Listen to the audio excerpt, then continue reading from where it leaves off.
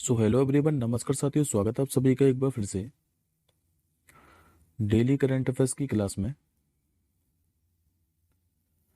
और आज साथियों आप लोगों की 3 जनवरी। और आज हम सभी 3 जनवरी से बनने वाले जितने भी आप लोगों के मोस्ट इंपॉर्टेंट करंट अफेयर्स के प्रश्न बने हैं, इन सभी प्रश्नों को हम इस क्लास के अंदर डिस्कस करेंगे। लेकिन साथियों उससे पहले एक बार मैं आपको 2 जनवरी के करंट अफेयर्स के प्रश्नों को क्विकली रिवाइज करा देता हूँ, मात्र 2 मिनट के अंदर। उसके बाद हम लोग आज के क्वेश्चनों को कवर करेंगे।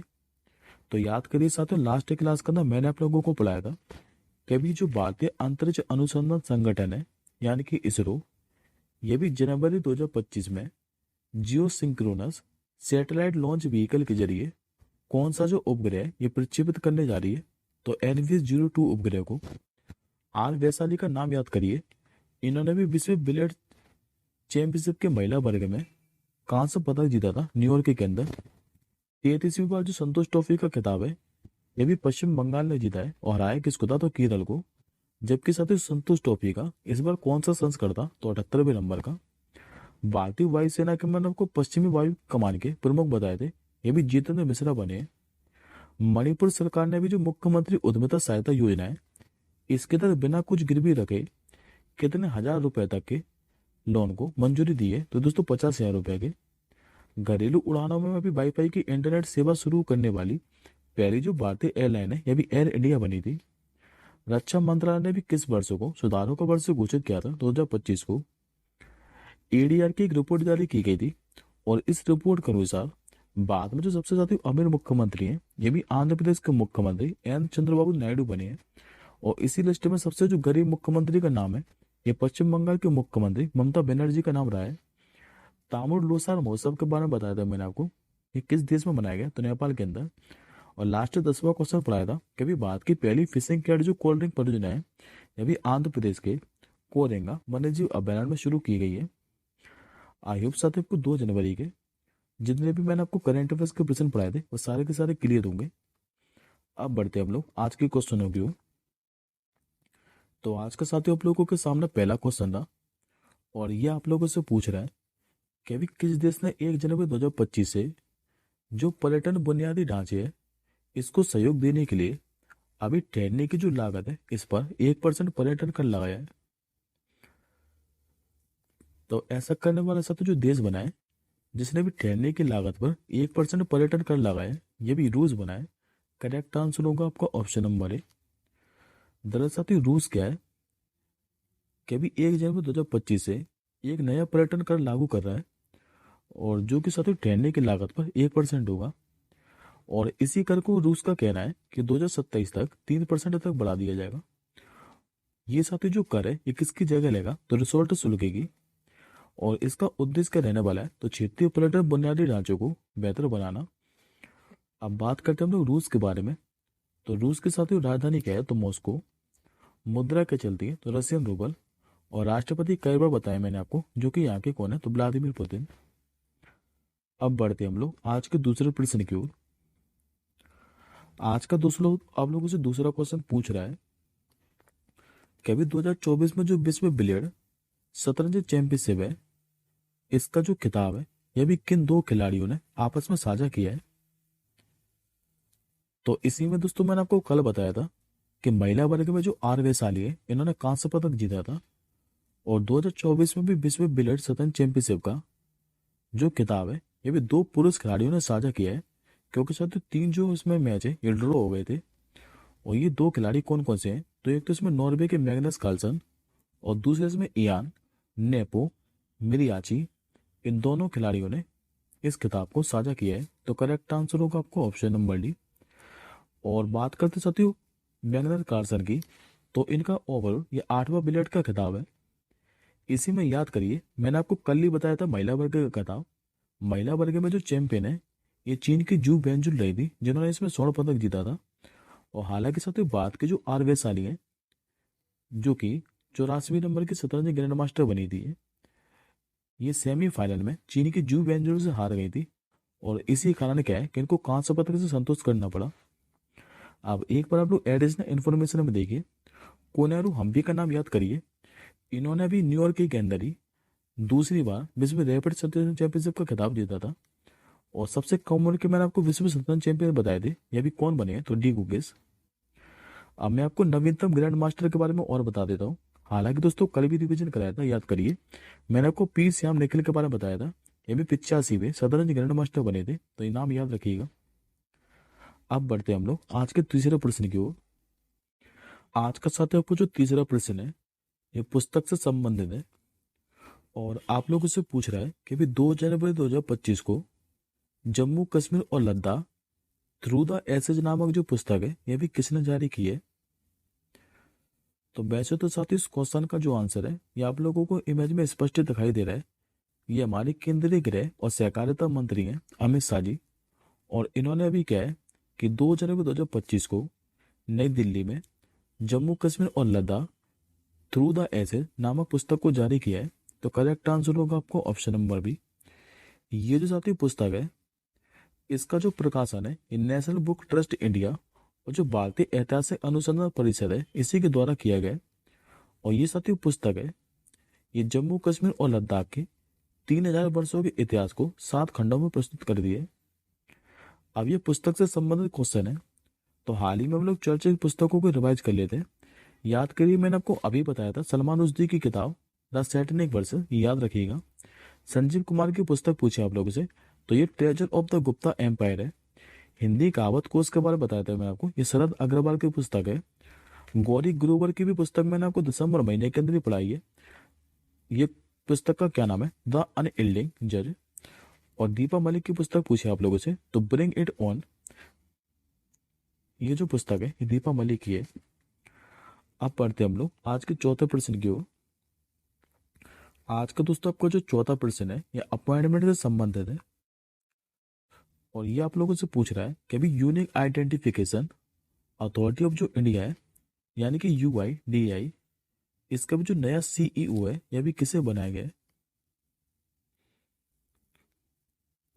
तो अभी साथ ही unique identification authority of India के जो नए CEO है ये बन चुके हैं भुवनेश कुमार। करेक्ट आंसर होगा आपको ऑप्शन नंबर बी। अभी भुवनेश कुमार ने क्या है कि unique identification authority of India के मुख्य कार्यकारी अधिकारी के रूप में कार्यभार संभाल लिया है।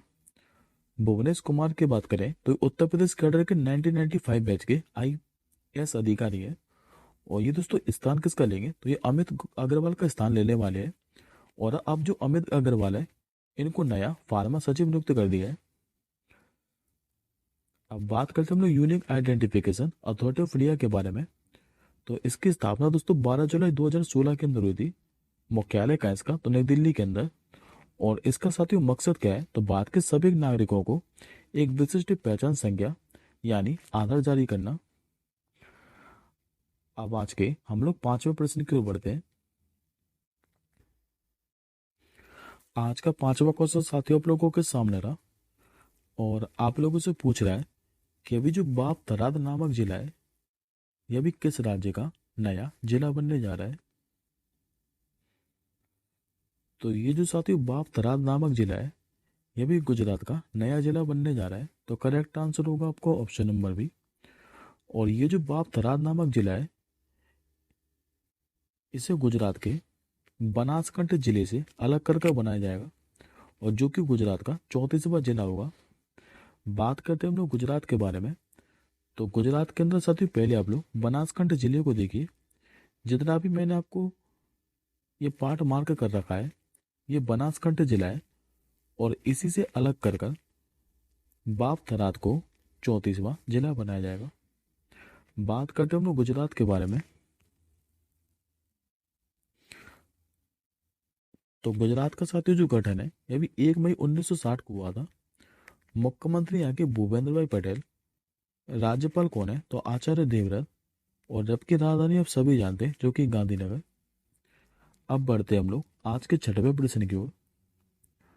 आज का 6वां प्रश्न ये आप लोगों के सामने रहा कि अभी केंद्र सरकार ने एक राष्ट्र एक सदस्यता योजना की जो शुरुआत है ये कब से की है।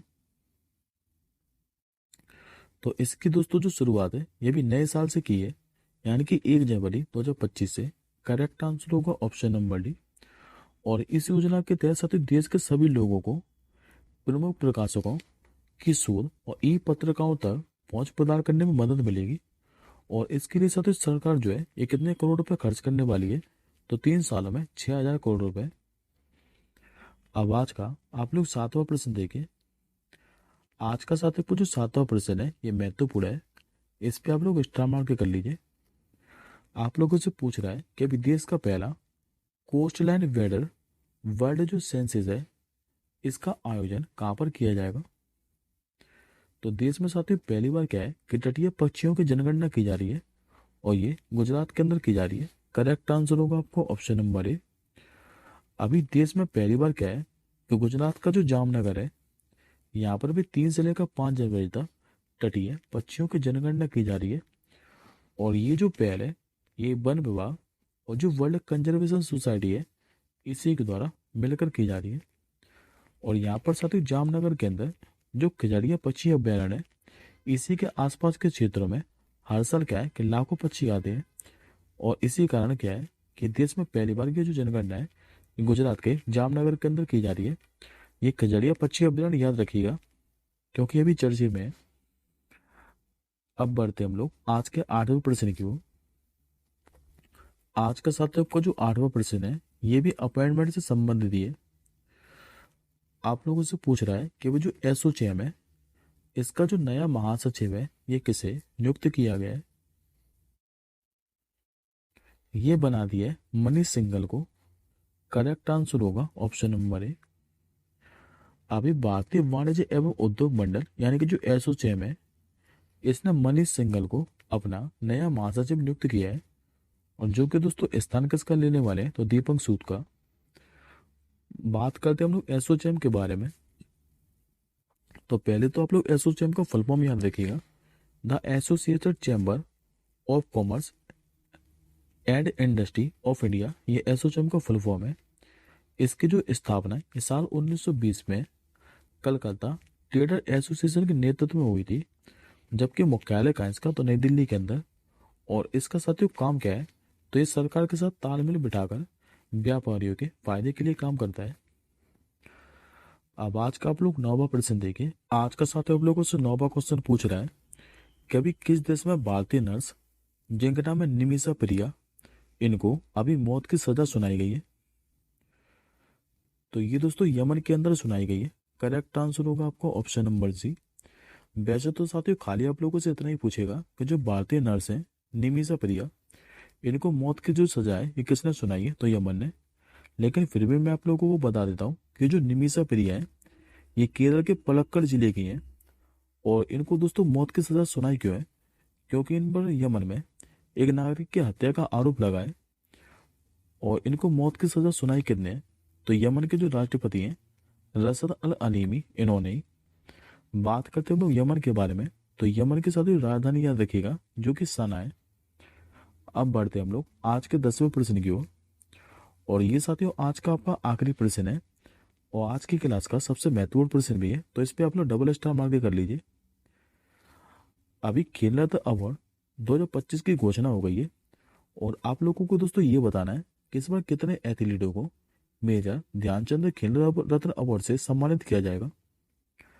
तो याद रखेंगे इस बार 4 लोगों को मेजर ध्यानचंद खेल रत्न अवार्ड से सम्मानित किया जाएगा। और ये चारों के चारों दोस्तों जो नाम है ये आप लोगों को याद रखने हैं क्योंकि काफी ज्यादा महत्वपूर्ण है। तो ये सारे जो अवार्ड है ये राष्ट्रपति द्रौपदी मुर्मू जी के द्वारा 17 जनवरी को राष्ट्रीय भवन में प्रदान किए जाएंगे। अब बात करते हैं चारों लोगों के नाम कि किन किन को ये अवार्ड दिए जाएंगे। तो डी कुकर्स का नाम तो दोस्तों आपको याद करने में कोई प्रॉब्लम नहीं होगी क्योंकि कई बार मैं आपको रिवाइज करा चुका हूँ। ये सबसे कम उम्र के शतरंज ग्रैंड मास्टर बने थे जो कि मात्र 18 वर्ष के हैं। हरमनप्रीत सिंह का भी नाम आप लोगों को याद करने में कोई दिक्कत नहीं है क्योंकि साथ ही भारतीय हॉकी टीम के कप्तान है और नाम इनका भी मैं आपको कई बार बता चुका हूँ। मनु भाकर दोस्तों काफी ज्यादा चर्चे में है और नाम मैं इनका भी आपको कई बार रिवीजन करा चुका हूँ। ये शूटिंग में अभी जो पेरिस ओलंपिक थे इसमें ये 2 मेडल लेकर आई थी। एक तो डबल में लाई थी ये ब्रॉन्ज मेडल और एक सिंगल में ये ब्रॉन्ज मेडल लेकर आई थी। और प्रवीण कुमार का खाली आपको नाम याद रखना है क्योंकि ये हाई जंप के खिलाड़ी हैं और ये पेरिस पैरालंपिक में गोल्ड मेडल लेकर आए थे। अब पहले साथ ही आपको मेजर ध्यानचंद खेल रत्न पुरस्कार के बारे में बता देता हूँ। उसके बाद मैं आपको अर्जुन पुरस्कार के बारे में बताऊंगा। तो पहले तो आप लोग याद रखिएगा कि जो मेजर ध्यानचंद खेल रत्न पुरस्कार है, इनकी जो स्थापना है 1992 के अंदर हुई थी। और पहले साथ ही उसके जो विजेता है ये विश्वनाथ आनंद थे। इसमें यदि आप लोगों से पूछे कि मेजर ध्यानचंद जो खेल रत्न पुरस्कार है, इसमें इनामी राशि कितनी दी जाती है, तो 25 लाख रुपए की। और 6 अगस्त 2021 से पहले जो मेजर ध्यानचंद खेल रत्न पुरस्कार है, इनको राजीव गांधी खेल रत्न पुरस्कार के नाम से जाना जाता था। अब बात करते हैं हम लोग अर्जुन पुरस्कार के बारे में। तो अर्जुन पुरस्कार की जो स्थापना है ये 1961 के अंदर हुई थी। और इसके साथ जो इनामी राशि है ये 5 लाख रुपए से बढ़ाकर 15 लाख रुपए कर दी गई थी। तो ये याद रखिएगा। अब हम लोग विजेताओं के नाम को देख लेते हैं। तो इस बार साथियों 32 लोगों को क्या है कि अर्जुन पुरस्कार से सम्मानित किया है। लेकिन ये 32 के 32 दोस्तों जो नाम है ये आप लोगों को याद नहीं रखने हैं। इसमें से कुछ ही नाम इंपॉर्टेंट बनेंगे जो कि मैं आपको करंट अफेयर्स की क्लास में बता दूंगा। तो फिलहाल दोस्तों आप लोग खाली पीडीएफ के माध्यम से एक बार इनको देख लीजिएगा कि किस किस को दिए गए हैं। पीडीएफ में आपके टेलीग्राम ग्रुप पर डलवा दूंगा। तो टेलीग्राम ग्रुप पर पीडीएफ को डाउनलोड कर कर एक बार इन नामों को रीड जरूर कर लीजिएगा। और इसमें साथ ही जो भी नाम महत्वपूर्ण बनेगा मैं आपको करंट अफेयर्स की क्लास में पढ़ाते हुए चलूंगा। तो फिलहाल आपको अभी 4 नाम याद रखने हैं। अब ये दोस्तों आज का आपका क्वेश्चन ऑफ द डे है। और इस प्रश्न का आंसर मुझे आप लोग कमेंट बॉक्स के अंदर बताइएगा। कभी भारत का पहला जो जैव बिटुमेन राजमार्ग है, इसका जो उद्घाटन है यह भी कहाँ पर किया गया है। अब हम जल्दी मिलेंगे नेक्स्ट क्लास के साथ ही। तब तक के लिए साथियों जय हिंद, वंदे मातरम।